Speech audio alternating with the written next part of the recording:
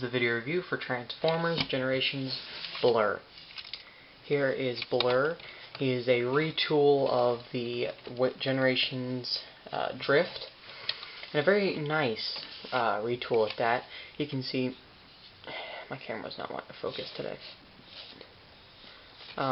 There's his Autobot symbol. Sorry, it's being blurry. It's not wanting to focus today for some reason.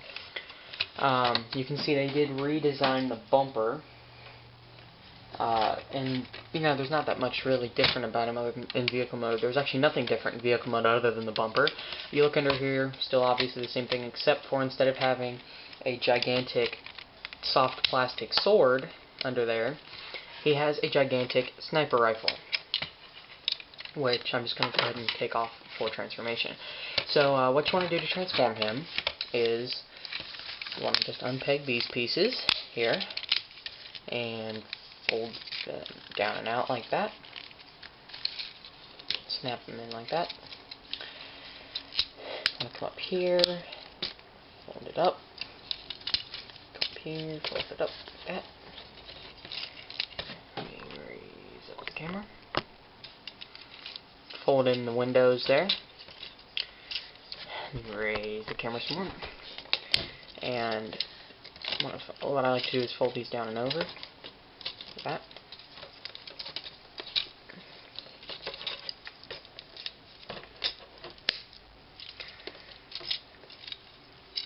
Fold the arms down. And you want to pull up the chest. So there you have Blurr in his robot mode. You can see, obviously, the main difference between Blurr and Drift is the fact that Blurr has a brand new spanking head to go along with his new gun, which I'm actually going to go ahead, I'll clip it in for the sake of the review, with his brand new sniper rifle, and he does not have swords, people. He has twin mini, like, chain gun sort of looking things. So that's what I like to do with him. I just like to cross the guns, especially if he has the other small gun that's in the other side with him. For comparison, I have Drift here, and you can see obviously that other than the colors, you can see that the only real difference is the head and the weapons. Drift has the big soft plastic sword and the little katanas, you know, little tiny swords, and Blurr has the actual weapons. Overall, I honestly think that Blurr and Drift both work great for this mold, but you know, I couldn't choose one if I had to, because I was never a huge Blurr fan other than the fact I laughed every time he talked. But the head, great head sculpt, great figure overall. I was lucky enough to find not just one with good paint apps like the one that you're seeing. I did end up getting another one for Christmas with even better paint apps, which was amazing, which was lucky for me considering how bad the paint apps for the guys that they've found is.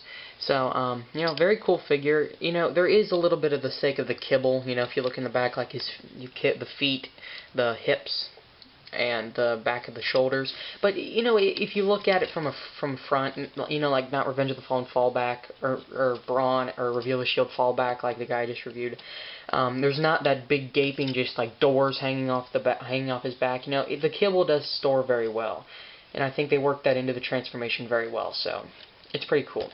So there you have him, Transformers Generations Blurr. So, you know, but like I said, overall very good figure. Articulation-wise, it's exactly the same. Head still in the same joint.